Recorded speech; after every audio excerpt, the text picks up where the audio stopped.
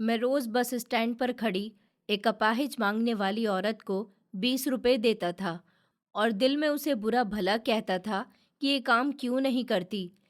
एक दिन वो बस स्टैंड पर मुझे दिखाई नहीं दी थी। मैंने आसपास में पूछा तो पता चला कि वो इस दुनिया से चली गई है। जब मैं पता निकालकर उसकी झोपड़ी में पहुंचा तो वहां नोटों की गड्डियां और मेरी एक पिक्चर पड़ी हुई थी। पिक्चर के पीछे लिखा मैसेज पढ़कर मैं वहीं सड़क पर बैठ गया था, क्योंकि वो औरत, मेरा नाम रोहन है। जब मेरी आंख खुली तो मैंने देखा कि मैं एक बड़े से घर में रहता था। ये सच्चाई मुझे हमेशा से पता थी, लेकिन उस दिन मुझे इस बात का एहसास कुछ ज़्यादा ही हो रहा था। मेरी माँ इस दुनिया में नहीं थी और मैंने उन्हें कभी अपनी आंखों से देखा नहीं था। इस घर में उनकी मौजूदगी सिर्फ दीवारों पर लगी तस्वीरों की सूरत में ही नजर आती थी। मेरे पिताजी इस घर के सारे मामले संभालते थे। वो खुद को बहुत मजबूत समझते थे और वो सच में बहुत ही ज्यादा मजबूत इंसान थे। उनकी जिंदगी इज्जत से भरी हुई थी। उन्हें अपने आप पर, अपनी अमीरी पर और इस घर पर बहुत ज्यादा घमंड था। वो एक खूबसूरत मर्द थे और उन्हें अपनी खूबसूरती का भी एहसास था। मेरे पिताजी हर बात में अपनी अमीरी की बात ज़रूर करते थे। वो अक्सर कहते थे कि हम अमीर लोग हैं और हमारा कोई आम ख़ानदान नहीं है। वो ये भी कहते थे कि आधे से ज़्यादा शहर की आबादी गरीबी की लकीरों से नीचे जा रही है और ऐसे में हमारी ज़िंदगी कोई छोटी बात नहीं है। उनके लहजे में बहुत घमंड होता था और आंखों में यकीन। मैं एक ऐसा इंसान था जिसे इन बातों से कोई भी फ़र्क नहीं पड़ता था। न मुझे उस अमीरी पर कोई घमंड था और ना ही मैं उसके खिलाफ कुछ कहता था। मैं बस अपनी ज़िंदगी में उलझा हुआ था। मुझे पता था कि पैसे किसी को बुरे नहीं लगते हैं, लेकिन मेरा दिल इन बातों से खाली रहता था। मैं खामोश रहना सीख चुका था।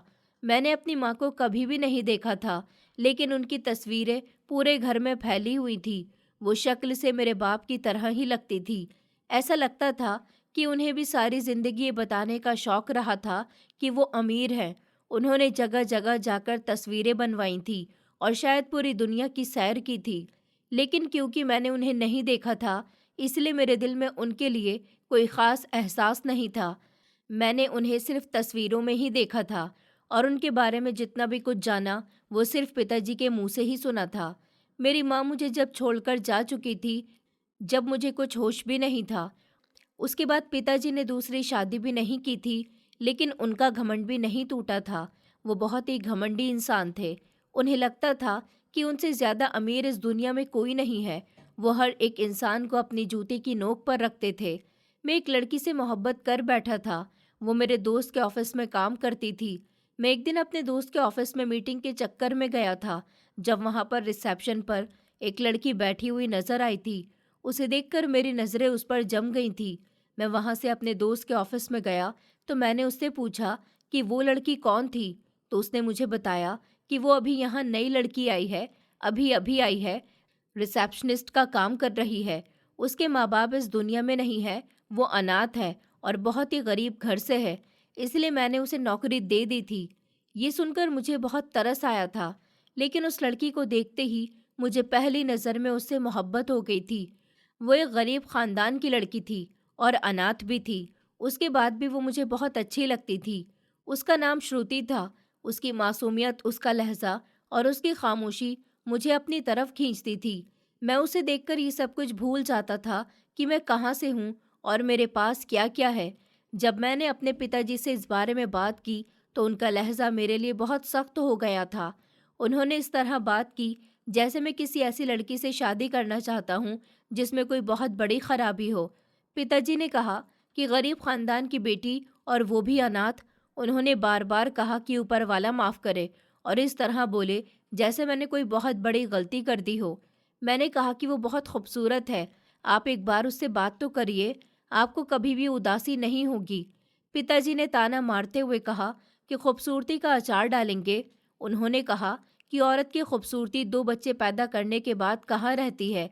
फिर उन्होंने कहा कि मुझे अमीर ख़ानदान की बेटी से शादी करनी चाहिए, कोई एमबीबीएस या कोई डॉक्टर या कोई इंजीनियर या फिर कोई पायलट। उनकी नज़र में ऐसे ही रिश्ते सिर्फ मेरे लायक थे। पिताजी ने कहा कि तुम एक अनाथ लड़की से शादी करना चाहते हो जो तुम्हारे दोस्त के ऑफिस में रिसेप्शन पर बैठती है और जिसने सिर्फ बीए किया हुआ है। उन्होंने साफ कह दिया था कि अगर वो लड़की दुनिया की आखिरी लड़की भी हुई तो वो मेरी शादी उस लड़की से कभी भी नहीं करवाएंगे। उन्होंने कहा कि क्या तुम्हें पता नहीं है कि हमारी क्या औकात है और उस लड़की की हमारे सामने क्या औकात। वो हमारे घर में नौकर बनने के काबिल भी नहीं होगी। तुम उस लड़की से शादी करना चाहते हो, ऐसा कभी भी नहीं हो सकता। मेरे जीते जी तो ये कभी भी नहीं होगा। तुम उससे शादी नहीं कर सकते। उनका इनकार बिल्कुल पक्का था और उनके लहजे में कोई भी नरमी नहीं थी। मैंने पिताजी को श्रुति की तस्वीर दिखाई। उन्होंने तस्वीर देखकर कहा कि लड़की अच्छी और खूबसूरत है और उसे कोई और मिल जाएगा। उन्होंने ये भी कहा कि तुम्हारी शादी में किसी अमीर खानदान की लड़की से करवाऊंगा, जिसका खानदान का नाम हो, इज्जत हो, जिसे पूरी दुनिया जानती हो। उनकी असली परेशानी यही थी कि श्रुति गरीब थी। इसके अलावा उन्हें कोई भी परेशानी नहीं थी। मैंने पिताजी से कहा कि अगर वो गरीब है तो उसमें क्या बुराई है, वो हमारे साथ रहेगी और हमारे रंग में रंग जाएगी। आप ऐसी बातें क्यों कर रहे हैं? एक बार उससे मिलकर तो देखिए। अगर आपको पसंद ना आए तो बताना। अगर हम अमीर हैं तो क्या हुआ, वो हमारे साथ आकर हमारे जैसे ही हो जाएगी। वो हमारे तौर तरीकों को समझ जाएगी। इस पर पिताजी ने कहा कि गरीब लोग फालतू होते हैं। उन्होंने कहा कि उनके अंदर उनके तरीके बस जाते हैं, वो अपने तरीकों को नहीं छोड़ पाते। वो बार बार यही बात कह रहे थे। मैं पिताजी से पूछता था कि क्या आपका कभी गरीबों से पाला नहीं पड़ा? वो कहते थे कि मैं वहाँ रहता था और माफ़ करो, लेकिन उनकी बातें ऐसी थीं जैसे सच में उनका गरीबों के साथ बहुत तजुर्बा रहा हो। मैं खामोश हो जाता था क्योंकि मैं जानता था कि वो अपना फैसला सुना चुके हैं। पिताजी का इनकार का ये मतलब नहीं था कि मैंने श्रुति को दिल से निकाल दिया था। ऐसा बिल्कुल भी नहीं था। मैं अभी भी उसे ही चाहता था और उसके बारे में सोचता रहता था।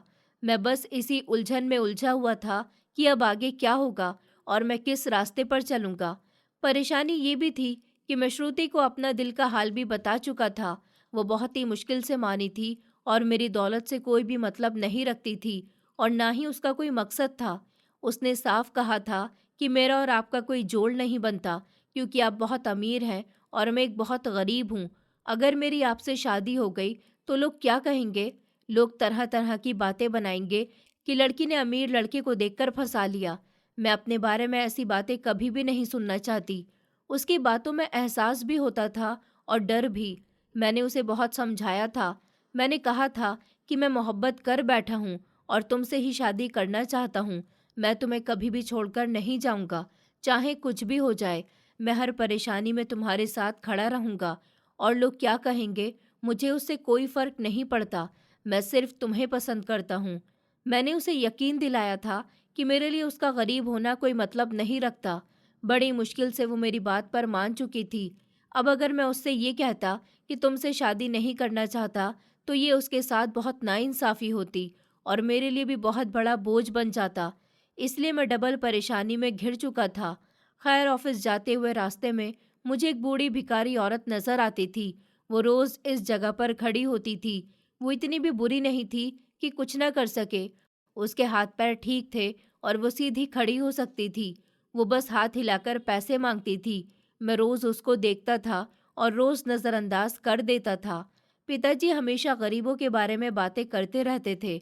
उन्हीं बातों की वजह से मैं भी सोचने लगा था कि शायद गरीब लोग सच में अजीब होते हैं। हाथ हिलाकर मांगने लगते हैं, ये नहीं सोचते कि मेहनत मजदूरी कर लें। ये भिखारी औरत भी कोई इतनी मजबूर नहीं लगती थी कि कमाई न कर सके, लेकिन शायद उसे मांगने की आदत पड़ चुकी थी। एक दिन मेरे साथ श्रुति बैठी हुई थी। हम ऑफिस जा रहे थे और वो भिखारी औरत फिर से पैसे मांग रही थी।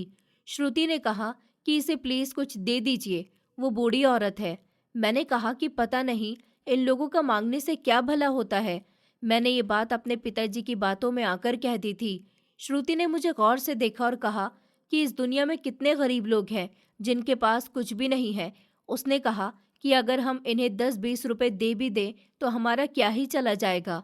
हम सोचते रहते हैं कि इनका पैसे मांगकर क्या ही भला होता होगा, लेकिन जब किसी ब्रांड का जोड़ा खरीदना हो तो हम बिल्कुल भी नहीं सोचते। उसकी बात में बहुत सच्चाई थी और वो बात मेरे दिल पर जा लगी थी। श्रुति को खुश करने के चक्कर में मैंने उस भिखारी औरत को पैसे दे दिए थे। उस दिन के बाद वो औरत रोज़ मुझसे पैसे मांगने लगी थी। मैं हर रोज़ वहाँ से गुज़रता था और वो मुझे पहचान चुकी थी। मैं पैसे तो दे देता था, लेकिन दिल में यही सवाल उठता था कि ये अपना कोई काम धंधा क्यों नहीं कर सकती।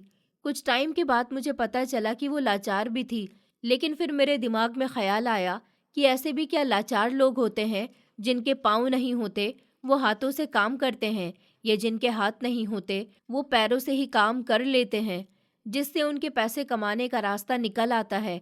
और जिसको इज्जत की रोटी कमाना होता है, वो किसी भी तरीके से कमा लेता है, और जिसे मांगने की आदत पड़ जाए, वो ऐसे ही मांगता रहता है। एक दिन मैंने अपने पिताजी को फ़ोन पर किसी से बातें करते हुए सुन लिया। वो कह रहे थे कि सुहानी हो या ईशानी, दोनों ही मेरी ज़िंदगी में नहीं रही, और अब मैं एक आज़ाद मर्द की ज़िंदगी गुजार रहा हूँ। मुझे किसी से कोई लेना देना नहीं है। मेरा एक जवान बेटा है जिसके साथ मैं बहुत ज़्यादा खुश हूँ।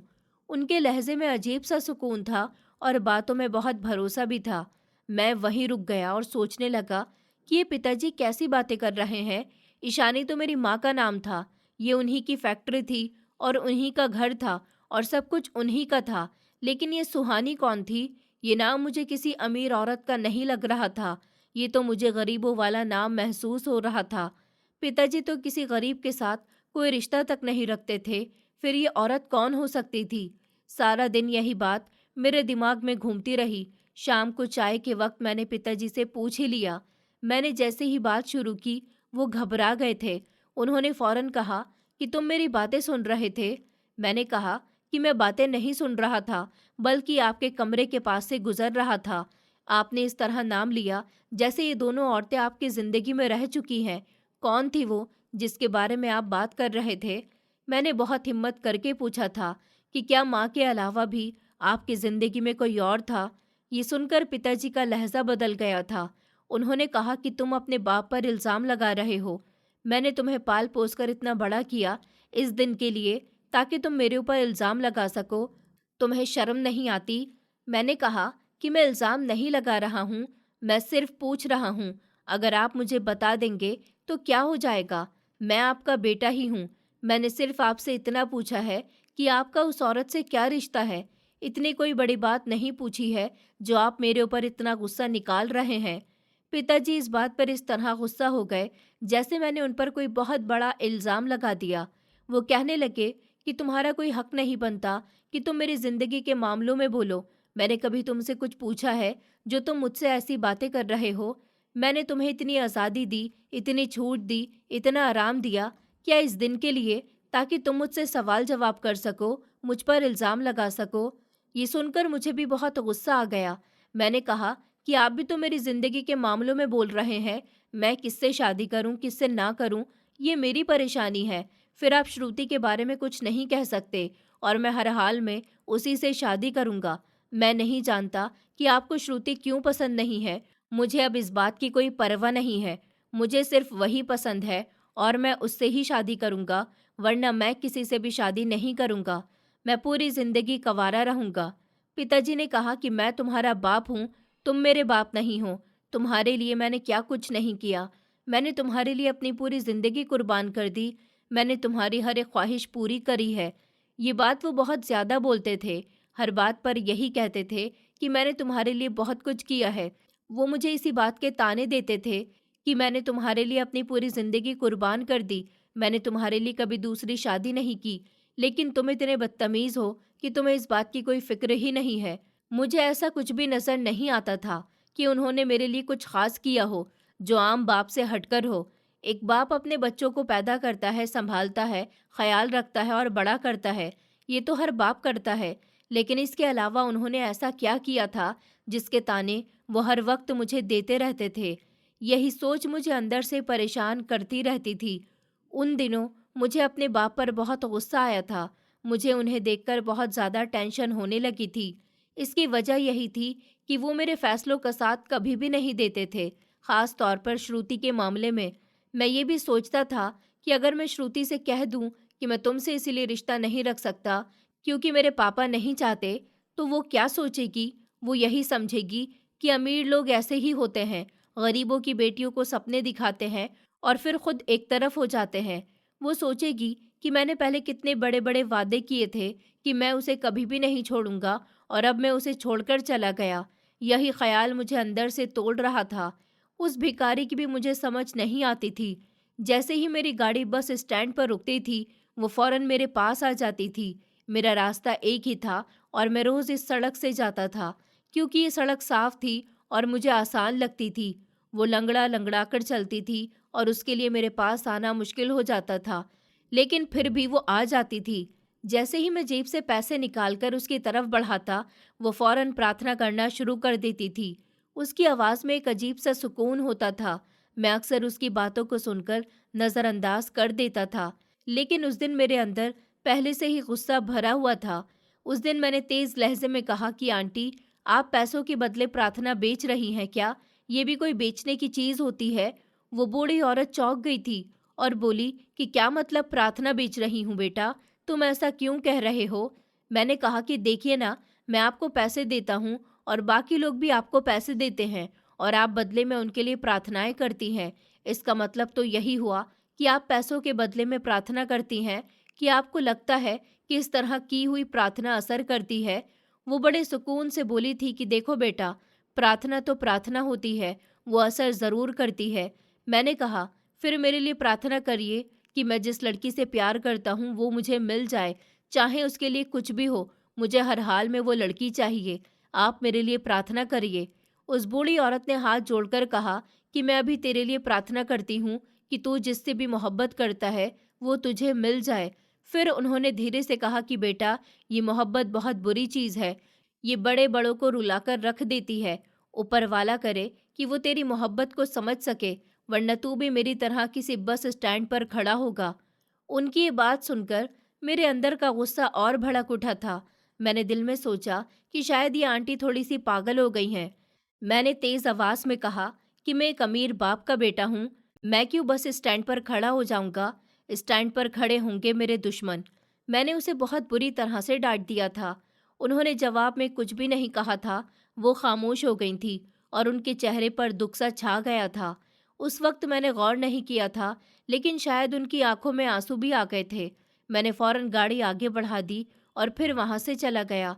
रास्ते भर में यही सोचता रहा कि ज़रा सी बात कह दो तो ये लोग बद्दुआएं देने लगते हैं। मुझे उस औरत की बातें बहुत फालतू लगी थी और मैंने खुद को संभाल लिया था। उसी रात कुछ बहुत ही ज़्यादा अजीब हुआ था। मुझे एक पुरानी फाइल चाहिए थी जो किसी भी सूरत में नहीं मिल रही थी। वो फाइल मेरे लिए बहुत ज़्यादा ज़रूरी थी। अगर वो ना मिलती तो अगले दिन काम में बहुत बड़ी परेशानी हो जानी थी। मैंने नौकरों को पिछले 2 घंटे से इसी काम पर लगा रखा था। वो बार बार स्टोर रूम में जा रहे थे और वापस आकर कहते थे कि फाइल नहीं मिल रही है। वो फाइल इतनी ज़रूरी थी कि अगर वो ना मिलती तो पता नहीं कल को क्या हो जाता। जब वो मुझसे आकर ये कहते कि फाइल नहीं मिल रही है, तो मैं गुस्से में आ जाता था। मैंने उनसे सख्त लहजे में कहा कि तुम्हें तो कुछ भी ढूंढना नहीं आता। मैंने कहा कि अगर मुझे वो फाइल नहीं मिली तो तुम्हारी नौकरी खत्म हो जाएगी। वो बेचारे डर से कांपने लगते थे। उनके हालात देखकर भी मुझे तरस नहीं आया था। मेरा गुस्सा कभी भी कम नहीं हो रहा था, क्योंकि मेरे दिमाग में सिर्फ वो फाइल घूम रही थी। आखिरकार मैं खुद उठकर स्टोर रूम की तरफ चला गया। नौकर मेरे पीछे पीछे चल रहे थे। मैंने जाते हुए भी उन लोगों को बातें सुनाई थी। स्टोर रूम में आते ही मैंने हर तरफ नज़र दौड़ाई। फाइलों के ढेर लगे हुए थे। मैंने एक एक फाइल उठाकर देखी, लेकिन वो फाइल मुझे भी नज़र नहीं आई थी। फाइल तो नहीं मिली, लेकिन वहाँ मुझे एक और चीज़ ज़रूर मिल गई थी। एक पुराना लिफाफा जो बाकी कागज़ों से अलग रखा हुआ था। मैंने उसे उठाया। जैसे ही मैंने उसे खोला, मेरे हाथ कांपने लगे थे। वो शादी का सर्टिफिकेट था। मैंने पहले दूल्हा दुल्हन के खाने में देखा। दूल्हे की जगह पर मेरे बाप का नाम लिखा हुआ था। उस लम्हे मुझे यही लगा कि ये मेरे माँ बाप की शादी का सर्टिफिकेट होगा। मैंने कभी उस कागज़ को देखने का सोचा भी नहीं था। फिर मेरी नज़र दुल्हन के खाने की तरफ पड़ी। वहाँ ईशानी नहीं लिखा हुआ था, वहाँ पर सुहानी लिखा हुआ था। वही नाम जो मैंने कुछ दिन पहले अपने बाप के मुंह से सुना था। मेरा दिमाग सुन्न हो गया था। मेरे कदमों के नीचे से ज़मीन निकल गई थी। मेरे बाप की शादी किसी सुहानी नाम की लड़की से हुई थी, तो फिर ईशानी कौन थी? तो फिर मेरी पूरी जिंदगी में जो कहानी मैं सुनता आया था वो क्या थी? मेरे दिल में एक ही सवाल बार बार उठ रहा था कि सुहानी कौन थी? अगर मेरे बाप की पहले ही शादी हुई थी तो उन्होंने मुझे ये बात क्यों नहीं बताई? फिर ईशानी के साथ उनका क्या रिश्ता था? और सबसे बड़ा सवाल ये था कि मैं कौन हूँ? मैं वो शादी का सर्टिफिकेट वहीं रख सकता था, लेकिन मैंने ऐसा नहीं किया। मैंने उसे अपने साथ रख लिया। मेरे दिल में एक फैसला पैदा हो चुका था कि अब मैं अपने बाप से बात ज़रूर करूँगा। अब और खामोश रहना मेरे लिए सही नहीं था। इस बीच नौकर ने आकर बताया कि वो फाइल मेरे कमरे की अलमारी में पड़ी हुई है। मैंने कुछ नहीं कहा। मैं वापस आया और सच में फाइल वहीं पर पड़ी हुई थी। मुझे फाइल मिल गई, लेकिन उस लम्हे उस फाइल की कोई औकात नहीं रही थी। मेरे दिमाग में सिर्फ वो सर्टिफिकेट घूम रहा था। मैंने वो रात बहुत बेचैनी में गुजारी थी। नींद बार बार आंखों से दूर जा रही थी। मैं बार बार सोचता था कि पिताजी ने ये सब कुछ मुझे क्यों नहीं बताया? उन्होंने मुझसे ये सब क्यों छुपाया? क्या वो मेरे ऊपर भरोसा नहीं करते थे, या फिर वो इस सच से खुद भी डरे हुए थे? सुबह में मैं खामोशी से ऑफिस के लिए निकल गया था। रास्ते में मेरे ख्याल बिखरे हुए थे। गाड़ी खुद चल रही थी और मैं कहीं और ही था। वापसी पर मुझे फिर उसी बस स्टैंड पर रुकना था। मुझे कल की बात याद आ रही थी। मैंने उस बूढ़ी औरत के साथ जो सख्त लहजा अपनाया था, उस पर मुझे शर्मिंदगी महसूस हो रही थी। लेकिन उसकी खामोश आंखें बार बार मेरे दिमाग में आ रही थी। मैंने दिल में सोचा कि आज मैं उसे ज़्यादा पैसे दूंगा। मैंने सोचा था कि आज मैं उसे 500 रुपये का नोट दे दूंगा। शायद वो खुश हो जाएगी। शायद उसकी प्रार्थना मेरे दिल का बोझ हल्का कर देगी। मेरे दिल में ये ख्याल भी आया कि हो सकता है ऊपर वाला भी मेरे काम से खुश हो जाए। हो सकता है मेरी प्रार्थना भी पूरी हो जाए। हो सकता है कि मुझे श्रुति मिल जाए। मुझे श्रुति से सच में मोहब्बत हो गई थी। ऐसी मोहब्बत जिसमें कोई लालच नहीं था, कोई हिसाब किताब नहीं था। मैं उसके साथ अपनी सारी जिंदगी गुजारना चाहता था। मैं उसके साथ रहना चाहता था। मैं उसे अपनी पत्नी बनाना चाहता था। मैं उसके साथ बच्चे पैदा करने के ख्वाब देखता था। मैं उसके साथ एक सादा लेकिन सच्ची जिंदगी जीना चाहता था। मैं उससे बहुत ज़्यादा मोहब्बत करता था। मैं उसे खोने के बारे में कभी सोच भी नहीं सकता था। मैं उससे बहुत ज़्यादा मोहब्बत करने लगा था। मैं उसकी आंखों में देखता तो मुझे ऐसा लगता था कि अगर मुझे ये ना मिली तो मेरी पूरी ज़िंदगी बर्बाद हो जाएगी। मुझे उसकी आंखों में अपनी पूरी दुनिया नजर आती थी। मैं उसे किसी भी हाल में नहीं खो सकता था। मैंने दिल ही दिल में उसे अपना बना लिया था। अब मेरे लिए इसके अलावा कोई और रास्ता नहीं था। मैं जानता था कि मेरे पिताजी इस फैसले के खिलाफ हैं। मैं जानता था कि मेरे लिए रास्ता आसान नहीं होगा, लेकिन अब मैं पीछे हटने वाला नहीं था, क्योंकि मुझे हर हाल में श्रुति चाहिए थी। अगर मुझे वो ना मिलती तो शायद मैं जी नहीं पाता। श्रुति के लिए अब मैं अपने पिताजी के सामने खड़े होने के लिए भी तैयार था। बस स्टैंड के पास आते ही मेरी गाड़ी रुकी।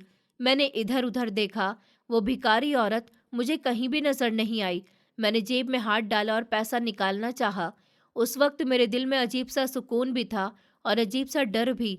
मैं नहीं जानता था कि आगे क्या होने वाला है, लेकिन मैं इतना तो जानता था कि मेरी जिंदगी अब पहले जैसी नहीं रही थी। सच एक एक करके सामने आ रहे थे और मैं इस सच से भागना नहीं चाहता था। मैंने देखा कि वो भिखारी औरत आज वहां पर मौजूद नहीं थी। मैं थोड़ा सा हैरान हुआ था। दिल में ख्याल आया था कि पता नहीं आज वो कहाँ चली गई। आम तौर पर वो मुझे पहले ही वहां पर मौजूद मिलती थी। वो मुझसे पहले ही वहां पर आ जाती थी। मैंने गाड़ी वहीं रोक रखी और थोड़ी देर तक उसका इंतजार करता रहा। मुझे कुछ भी समझ नहीं आ रही थी कि मैं क्यों रुक गया हूँ। शायद इसलिए कि वो मेरी माँ की उम्र की थी और एक बूढ़ी औरत थी, और अब मेरे दिल में उसके लिए एक अनजाना सा एहसास पैदा हो चुका था। मैंने सोचा कि देखकर ही जाता हूँ कि वो कहाँ चली गई है। इस बीच मैंने दो और भिखारी को आपस में बातें करते हुए सुना था। एक कह रहा था कि वो लंगड़ी तो आज मर गई है बेचारी। ये सुनकर मैं चौंक गया था। मेरे दिल में एक झटका सा लगा था। मैं फौरन उनके पास गया। मैंने पूछा कि तुम उस औरत की बात कर रहे हो जो यहाँ इसी जगह पर बैठी होती थी? उन्होंने कहा कि जी साहब, जी वही। वो कल इस दुनिया से चली गई है। उन्होंने ऐसे लहजे में कहा जैसे कोई बहुत ही आम सी बात हो। फिर बोले कि बड़ी दुखी औरत थी, दूसरों को भी परेशान करती रहती थी, रोती ही रहती थी। उसकी बातें सुनकर मुझे बहुत ही ज्यादा गुस्सा आया था। मैंने पूछा कि इस वक्त वो कहाँ है? उन्होंने कहा कि अस्पताल में उसकी लाश पड़ी हुई है। अब कौन अंतिम संस्कार करेगा? उनके लहजे में बहुत लापरवाही थी। मैंने कहा कि तुम लोग उसके साथी तो हो, तुम्हारी जिम्मेदारी बनती थी। क्या तुम उसका इतना साथ नहीं दे सकते थे? तुमने उसे अस्पताल भेज दिया। उन्होंने फौरन कहा कि नहीं, हम नहीं कर सकते, हमारे पास पैसे नहीं हैं, हम तो खुद एक भिखारी हैं, हमें ही कोई पैसे दे दे, हम भी यहाँ पर पैसे मांगने ही आते हैं। अगर हमारे पास इतना पैसा होता तो हम कभी भी उसे ऐसे नहीं छोड़ते, और वैसे भी वो भी एक भिखारी ही थी और हम भी एक भिखारी ही हैं। हमारा काम भी सिर्फ पैसे ही मांगना है, हम भी मांगे हुए पैसों से अपना काम चलाते हैं, उसमें ही हमें 2 टाइम की रोटी भी नहीं मिल पाती। उनकी बात सुनकर मेरे दिल में एहसास और बहुत बढ़ गया था। मैंने कहा कि अच्छा, मुझे उसके घर तो लेकर जा सकते हो ना, उसकी कोई फैमिली होगी और उन्हें भी अभी तक खबर ना हो, उन लोगों की मदद करनी चाहिए ताकि उनकी परेशानी कम हो सके। वो मान गए और मुझे साथ लेकर चलने लगे थे। पूरे रास्ते मैं उस बूढ़ी औरत के बारे में ही सोचता रहा था। पता नहीं कि उसके साथ ऐसा अचानक कैसे हो गया था, वो अचानक इस दुनिया से कैसे चली गई थी। मुझे इस बात को सुनकर बहुत अफसोस हुआ था। मेरे दिल में एक अजीब सा दर्द हो रहा था। पता नहीं क्यों मुझे उससे एक लगाव सा हो गया था। ये खबर मेरे लिए बहुत हैरानी वाली थी। उन दोनों आदमियों ने दूर से मुझे एक झोपड़े की तरफ इशारा किया और कहा कि यही उसकी झोपड़ी है। मैंने सोचा कि शायद अंदर कोई होगा। मैं दरवाजे के पास गया और दरवाज़ा बजाने लगा, लेकिन कोई जवाब नहीं आया। मैंने गौर किया कि दरवाज़ा तो पहले से ही खुला हुआ था। मैं अंदर चला गया। झोपड़ी बहुत ज़्यादा छोटी थी, इतनी छोटी कि उसमें सिर्फ एक इंसान ही रह सकता था। थोड़ा बहुत सामान था, न कोई ज़्यादा चीज़ें थी, न कोई आरामदायक चीज़ थी। सामने एक बेड पड़ा हुआ था और उस पर एक पोटली रखी हुई थी। मैंने वो पोटली उठाई, उसके अंदर काफ़ी पैसे थे। मुझे अंदाज़ा हुआ कि शायद 1-1.5 लाख रुपए होंगे। मैं हैरान रह गया, एक भिखारी के पास इतने पैसे। इस पोटली में एक तस्वीर भी थी। जैसे ही मेरी नज़र उस तस्वीर पर पड़ी, मेरे पैरों के नीचे ज़मीन निकल गई थी।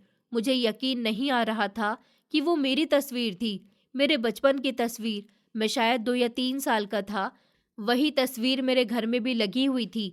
मेरे हाथ कांपने लगे थे, दिल ज़ोर ज़ोर से धड़कने लगा था। मैंने दोबारा तस्वीर देखी, कोई शक नहीं था कि वो मैं ही था।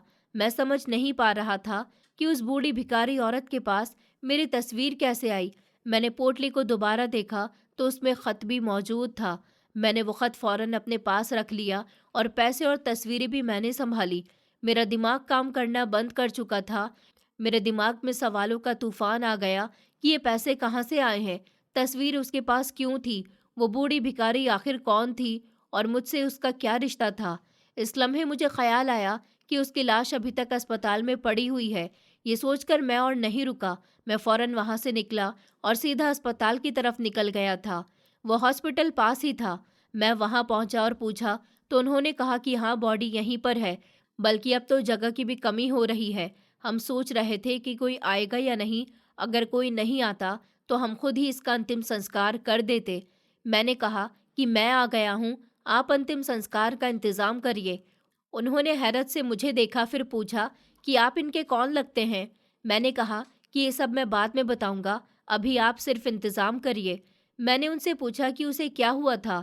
उन्होंने लापरवाही से कहा कि गरीब औरत थी, कोई पूछने वाला भी नहीं था, मर गई तो मर गई, बस यही होता है। उनके लहजे में इंसानियत नाम की कोई चीज़ नहीं थी। मुझे उनकी बातें चुभ रही थी। मैंने कहा कि आप वो बॉडी मुझे दे दीजिए, बाकी मामले मैं देख लूँगा। उन्होंने बॉडी मेरे हवाले कर दी। इस लम्हे मेरे दिल में अजीब सा दर्द उठा था, ऐसा दर्द जिसकी वजह मुझे अभी पूरी तरह समझ भी नहीं आ रही थी। लेकिन इतना ज़रूर महसूस हो रहा था कि ये बूढ़ी औरत मेरी ज़िंदगी का एक बहुत बड़ा राज अपने साथ लेकर गई है। बॉडी मैंने ले ली थी, अस्पताल वालों ने सारा इंतज़ाम कर दिया था, सब कुछ पूरा हो चुका था। मैंने अपनी आंखों से ये सब कुछ होते हुए देखा था। मुझे एक बात बहुत महसूस हो रही थी कि यहाँ सब कुछ पैसों से जुड़ा हुआ था। जो काम अभी तक भिखारियों के लिए नहीं हो रहे थे, वो पैसे देने से फ़ौरन हो गए थे। किसी ने सवाल नहीं किया था, किसी ने कुछ भी नहीं पूछा था। मुझे डेथ सर्टिफिकेट भी बनाकर दे दिया गया था। जब वो कागज़ मेरे हाथ में आया था, मैंने ऐसे ही नज़र डाल दी। जैसे ही मेरी नज़र नाम पर पड़ी, मेरे पैरों के नीचे से ज़मीन निकल गई थी। उस सर्टिफिकेट के ऊपर भी सुहानी नाम लिखा हुआ था, जिसका नाम मैंने उस शादी के सर्टिफिकेट पर देखा था। वही सुहानी जिसके बारे में मेरे पिताजी फ़ोन पर बातें कर रहे थे, वही सुहानी जो बस स्टैंड पर भिखारी बनकर बैठी होती थी। मेरा दिमाग सुन्न हो चुका था। ये सच्चाई मेरे लिए बहुत ही मुश्किल थी। मेरे पिताजी की पहली पत्नी एक भिखारी की शक्ल में सड़क पर बैठी हुई थी और मेरे पिताजी को शायद इस बात का पता भी नहीं था कि वो इस दुनिया से जा चुकी है। मैं सोचने लगा कि सच में शादी खत्म हो चुकी होगी, तभी मेरे पिताजी ने ईशानी से शादी की होगी। कानूनी तौर पर सब कुछ ठीक होगा, लेकिन फिर भी एक रिश्ता तो था, एक रिश्ता तो था। वो औरत मेरे पिताजी की जिंदगी का एक हिस्सा रही थी और वो औरत मेरी जिंदगी में एक भिखारी की सूरत में आकर बैठ गई थी। मेरे पास वो खत मौजूद था, वो खत जो पोटली में से मिला था। मैं जानता था कि इस खत में मेरे सवालों के सारे जवाब होंगे, लेकिन मैं उस वक्त वो खत पढ़ने के लिए तैयार नहीं था। मेरे सामने एक लाश पड़ी हुई थी, एक ऐसी औरत जिसे मैंने जिंदा हालत में कई बार देखा था और ठुकरा दिया था। मैंने दिल में फैसला किया कि सबसे पहले मैं इसका अंतिम संस्कार करूंगा, बाकी बातें बाद में। मैंने अंतिम संस्कार का सारा इंतजाम कर लिया। सब कुछ खामोशी से हो गया। शाम तक ये काम पूरा हो चुका था। अंतिम संस्कार होने के बाद मैं वहीं पर बैठा हुआ था। सूरज ढल रहा था और आसमान का रंग बदल रहा था। मेरे अंदर अजीब सी खामोशी थी। ना आंसू आ रहे थे और ना ही कोई शब्द। बस एक बोझ था जो सीने पर रखा हुआ था, क्योंकि आखिरी वक्त में मैंने उस बूढ़ी औरत को बहुत बातें सुनाई थी। मुझे ऐसा नहीं करना चाहिए था। मुझे क्या पता था कि वो उसकी ज़िंदगी का आखिरी दिन होगा। शायद मुझे उस दिन उसे बहुत सारे पैसे दे देने चाहिए थे, जिनके साथ वो अपनी कोई आखिरी ख्वाहिश पूरी कर लेती। मुझे उनसे कुछ ऐसा बोल देना चाहिए था जिससे उनके दिल को थोड़ा सा सुकून मिल जाता। एक भिखारी की जिंदगी कैसी होती है, ये तो हर कोई समझ सकता है। भला कौन सा उस बेचारी ने कोई अच्छी जिंदगी गुजारी होगी, लेकिन मैं उसके लिए दुख और दर्द की वजह बन गया।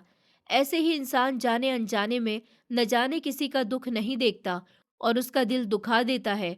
और फिर एक दिन जिंदगी में जब वो कहता है कि मैंने तो कुछ भी नहीं किया था, मैं तो बहुत ही अच्छा इंसान हूँ, मैंने तो कभी किसी का दिल नहीं दुखाया, फिर मेरे साथ ऐसा क्यों हो रहा है कि मेरे पास सब कुछ है लेकिन मेरे दिल को सुकून नहीं है। वो भूल जाता है कि उसने जाने अनजाने में कितने दिल दुखाए होंगे। पता नहीं कब कौन सी बात किसको बुरी लग जाती होगी। इंसान कभी भी बोलने से पहले नहीं सोचता कि वो क्या बोल रहा है, वो बस बोलता जाता है। सामने वाले के दिल का हाल नहीं समझ पाता, चाहे सामने वाले का दिल टूट कर ही क्यों न बिखर जाए। उसे सिर्फ अपनी बातों से मतलब होता है। वो अपनी बातों से सामने वाले को तोड़कर रख देता है। दिल का हाल तो सिर्फ ऊपर वाला जानता है। अब अफसोस करने से क्या हो सकता था।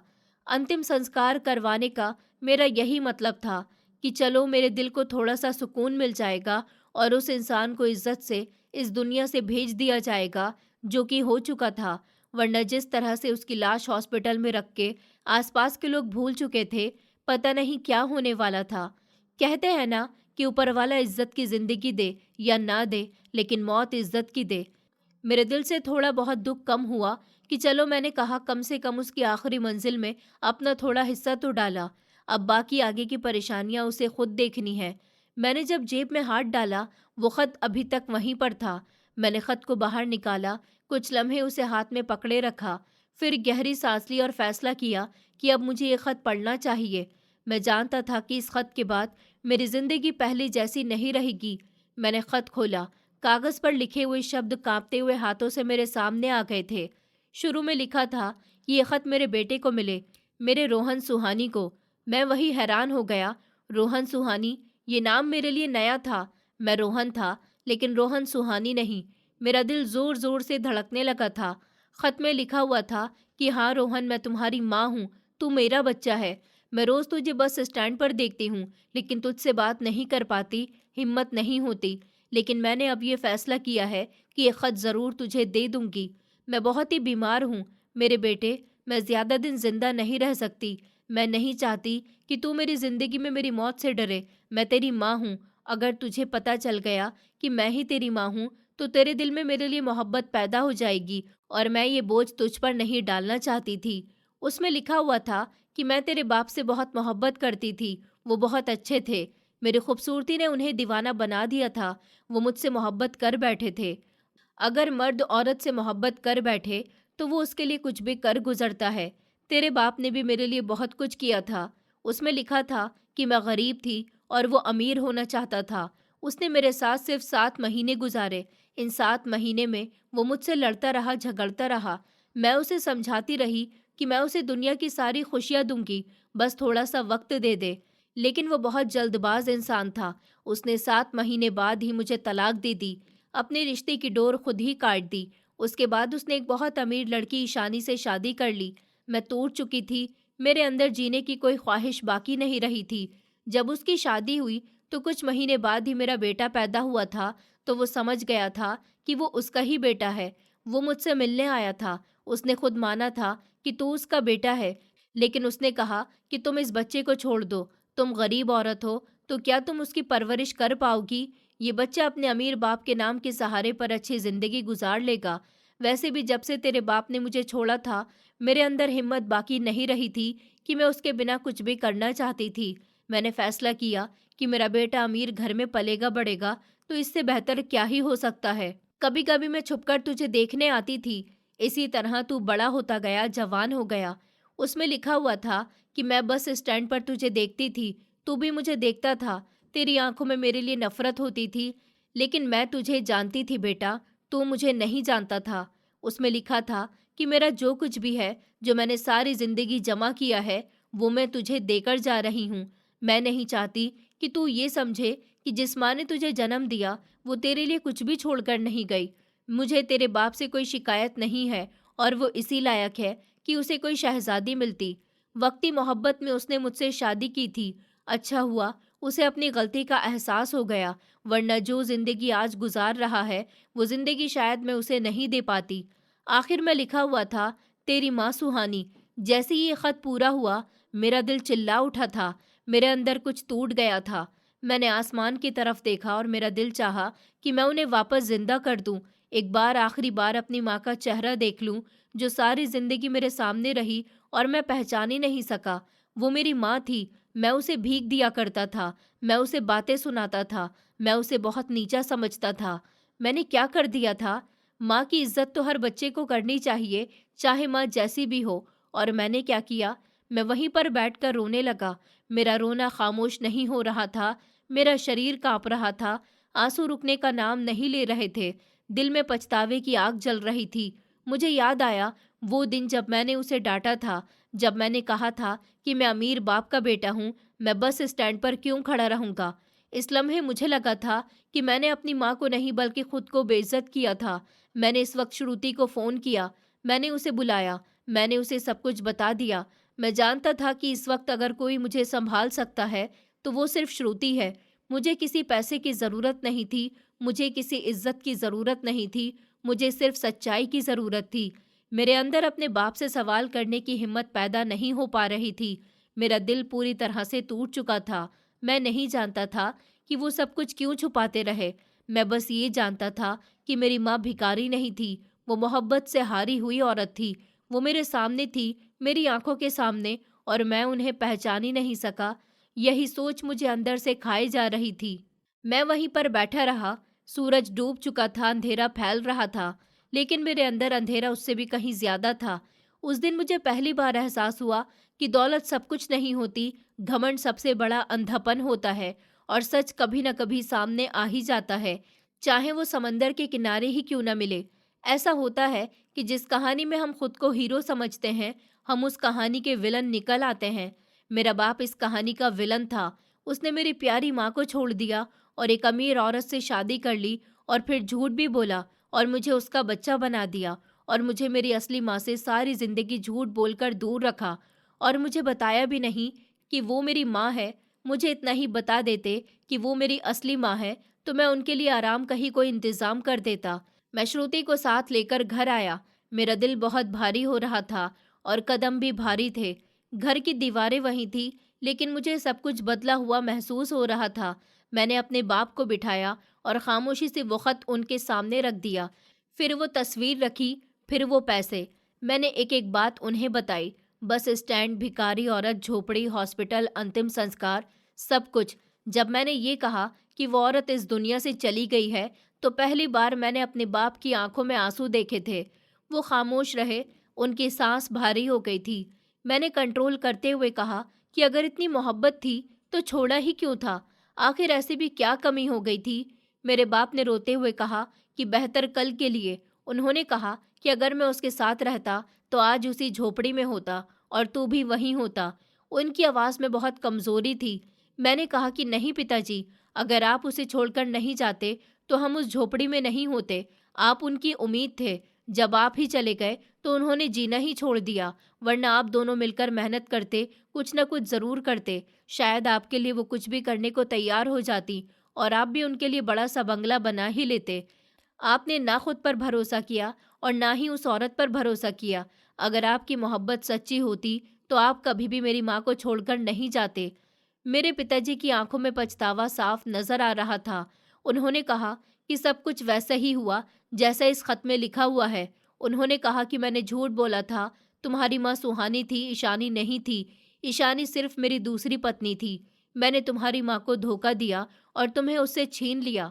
मैंने तुम्हारी माँ से कहा था कि तुम ऐसी जिंदगी नहीं जी पाओगे, तुम मेरे साथ मेरे नाम के साथ अच्छी जिंदगी गुजार पाओगे। तो तुम्हारी माँ ने तुम्हें मेरे हवाले कर दिया था। तुम्हारी माँ एक बहुत अच्छी औरत थी।